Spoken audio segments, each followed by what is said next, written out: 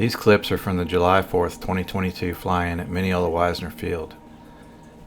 It was hotter than Hades, but as usual we still had a good time and there was good food. There were also several very cool aircraft, including a small group of Cessna 150s. Everybody had fun, but it can be argued that the man who generated the most endorphins was Casey Theriot, the pilot of this speedy little rotorcraft. I got more video of it than anything else, simply because the man cannot stop himself from flying. He's also very gracious and spent a lot of time talking about his machine with anyone who had an interest, and it seems like everybody had an interest. There was always a crowd gathered around him.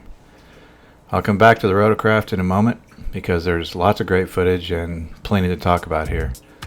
Meanwhile, let's relax and take a look at some of the other aircraft. This is an airplane that I've admired for many years, and it comes to the Mineola fly-ins quite often. It's a Scout made by American Champion Aircraft, and it sports a Lycoming IO 390, which is 210 horsepower.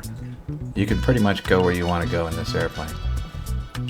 Ditto for this aircraft. It's a Husky made by Aviat Aircraft. It sports a Lycoming 0360 and has 180 horsepower. Very, very nice.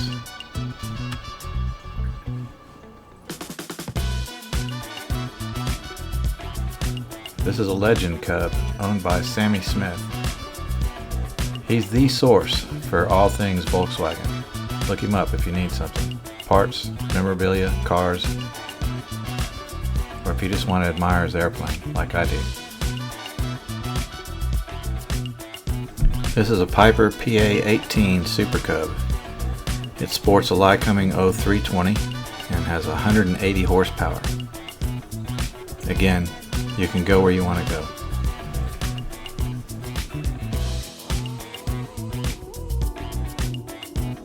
Let me know in the comments if you can identify this airplane.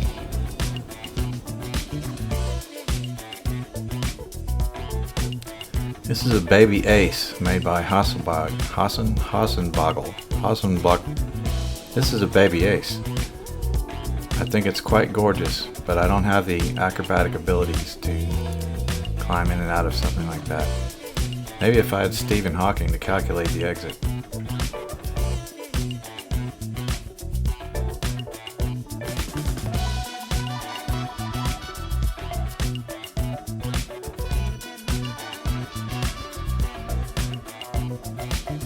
This is a Zenith CH-750. Looking at the wings, you'll conclude that it has a very low stall speed. This airplane can land and take off on a postage stamp.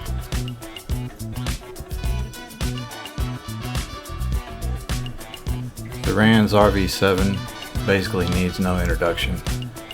There's over 1,800 of them out there flying, I believe, and they can cruise at over 150 miles per hour. Rand's says that they are fully acrobatic, though I don't know how far you'd want to push that. Bottom line is they're absolutely gorgeous. There's plenty of room inside. They're fast, they're sleek, and they're expensive. The tricycle gear version is called the Rand 7A. From what I understand, it shaves about 2 or 3 knots off its speed, but who cares? This Cessna 180 has a 230 horsepower Continental 0470. It looks like a handful, but the pilot did a great job of setting this thing down.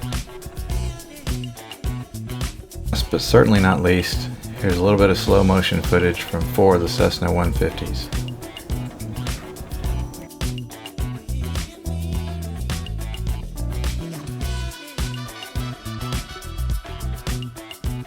And now, as promised, let's return to El Hombre Tiene Bolas de Fierro. Casey's rotorcraft is an RFD Dominator, which was produced by Rotor Flight Dynamics in 2007. It's propelled by a 2-stroke, 2-cylinder Rotax that has as much power as some of the early Piper Cubs. This was my first time to even look at a rotorcraft, and I was shocked and horrified to see that the engine does not power the rotor blade in flight. The blade is spun by the action of the wind as it speeds through the air. You will also note that there is a flexible cable that goes from a flywheel up to the rotor with a solenoid at the top. This is a pre-rotator that enables Casey to spool up the rotor disc to 50% of its normal takeoff speed just before he goes. In a moment you'll see that in action when he takes off. It's been said that these little gadgets tend to glide like greased crowbars. However, small brass weights in the blade tips preserve the blade's inertia so that in the event of engine failure, you have a fighting chance of avoiding the afterlife. The Dominator also has landing gear with shock absorption for comfortable and well-controlled landings. It has differential brakes and a castering nose wheel that allow the gyroplane to be landed in crosswinds. If you yearn to live dangerously and absolutely have to have a Dominator, one can be had for about 20 grand used. Now I'm going to shut up and play some music so we can watch Casey fly.